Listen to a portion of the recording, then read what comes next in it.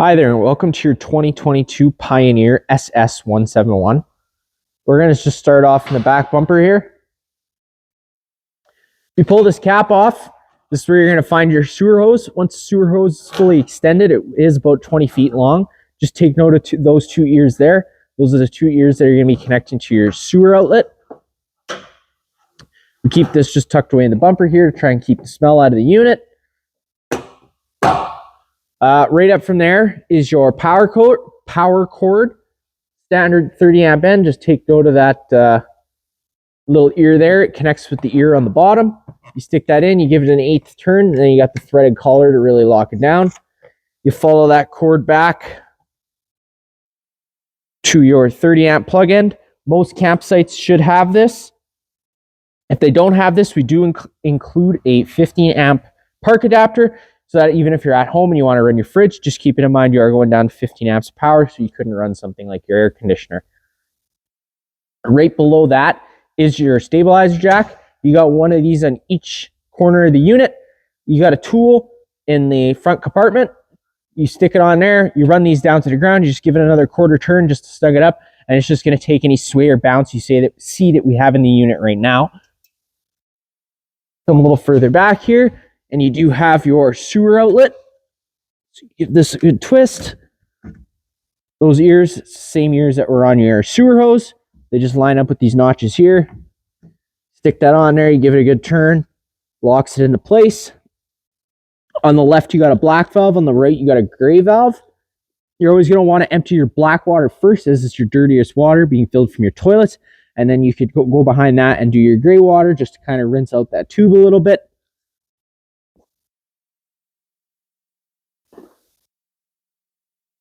Right here is where you're going to find your hot water heater.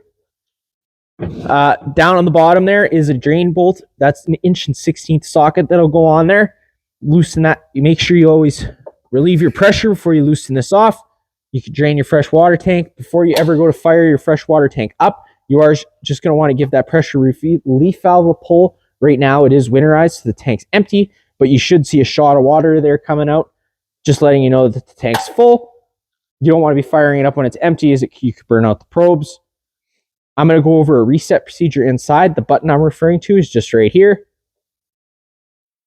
Right next to that, you do have your city water connection and your fresh water tank fill. Fresh water tank fill, you're going to be filling your fresh water tank. That's what your water pump draws off of.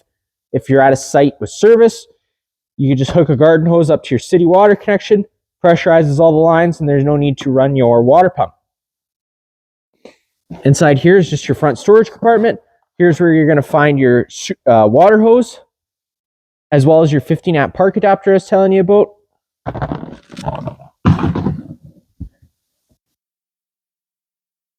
The front of the unit, this black box holds your battery. Right up from here, you do have your standard 20-pound propane tank. Works just like a regular barbecue propane tank.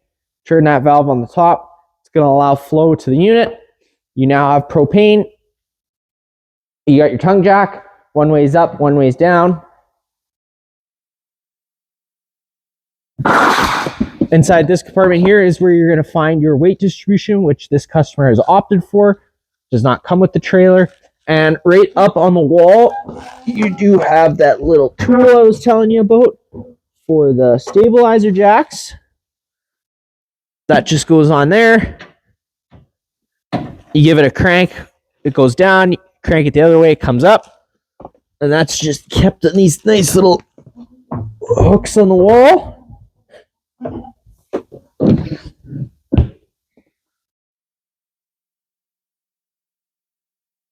Right here, you do have your furnace exhaust. So just keep in mind whenever you're running your furnace, this does blow out hot air. So you aren't going to want to block this at all, as you can melt whatever's in front of it. You do have two standard outlets on the outside here. This is just your service port for your refrigerator. Nothing you need to worry about there. At the back of the unit, you are pre-wired for an observation camera. To get inside the unit, just grab those stairs from the bottom, give it a pull out, grab this top stair, fold it down. The door opens right up. If you take a step on inside, first things first, right on your right, you do have a fire extinguisher. That's simple, pull the pin and shoot. On the left, you have your interior light switch, and on the right, it does your awning light on the outside here. And then you hit the right next to that is your awning control. So if you hit extend, that awning's going to start extending, making its way out. You're going to know that awning's fully extended when you see the back of the metal tube and the little flap hang down. Sometimes the flap does get stuck though, so sometimes you have to retract it in a little bit and put it back out, and the flap will come down.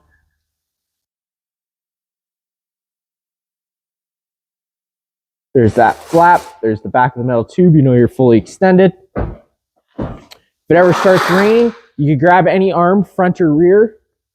Just give it a pull down. Changes the pitch of the awning head, allowing water to then run off. Now, if you do like that angle better, you could do the same thing to the other side.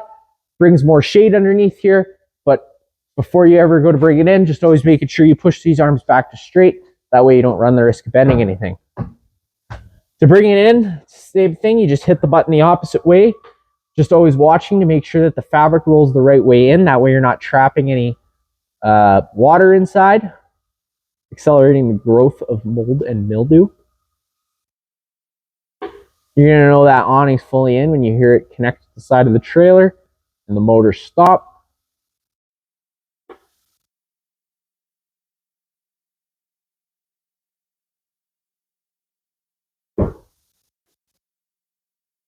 If you take a step on inside here, we're just going to come down to this wall here. This is where your slide out switch is. You hit that button down, slide out's going to start making its way out. You're going to know that the slide out's fully extended when you hear the whines in the motor. You hear the motor wind up and then you hear the clicking.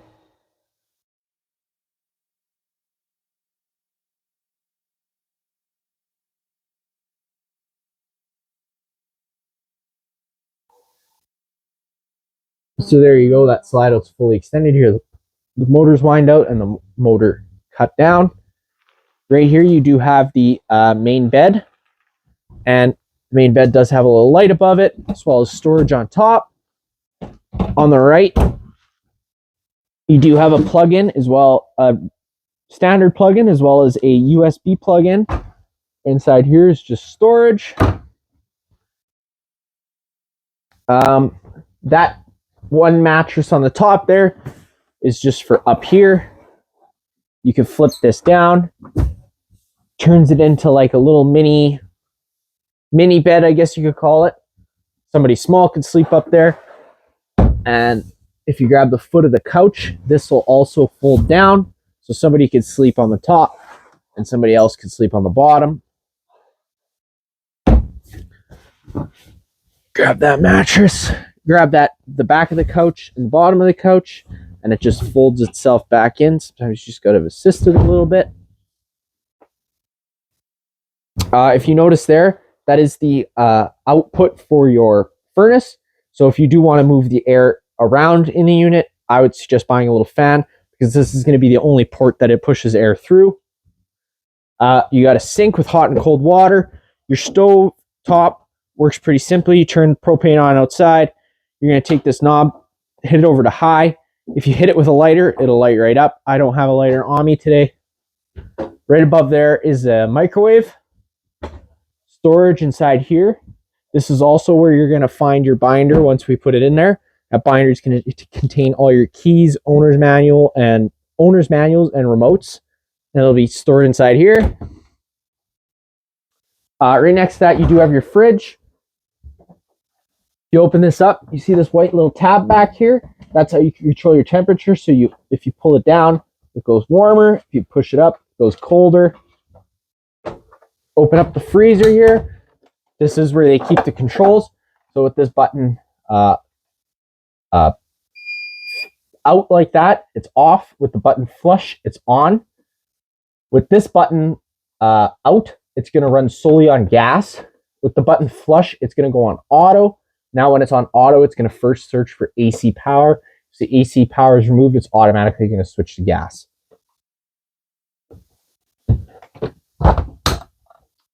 Right next to your slide out button is your thermostat for your heater.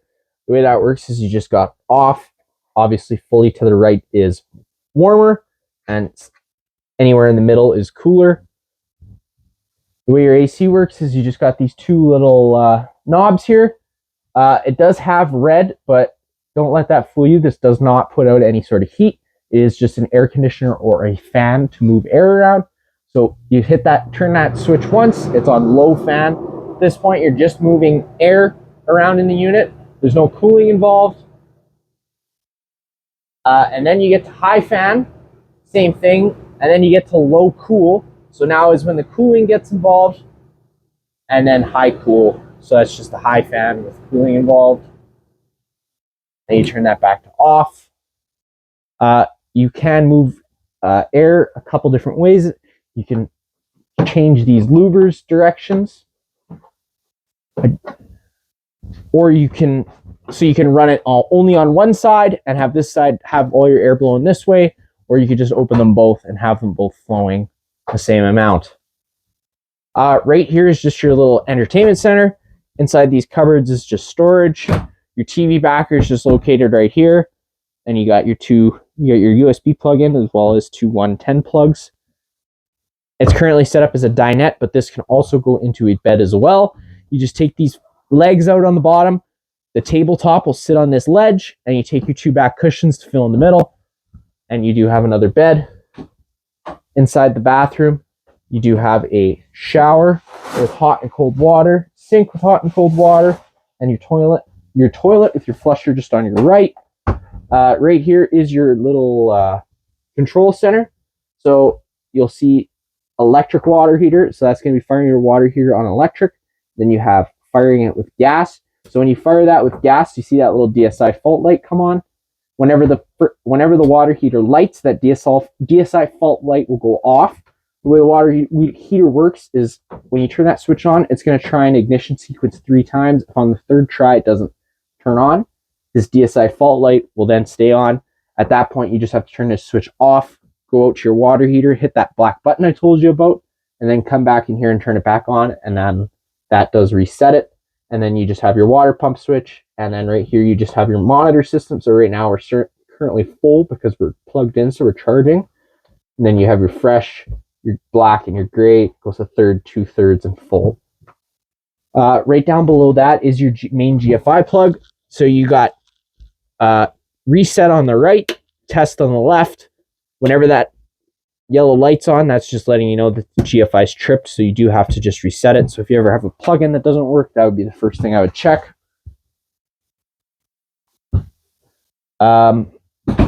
Lastly, if you flip up this mattress, you do get some storage underneath here.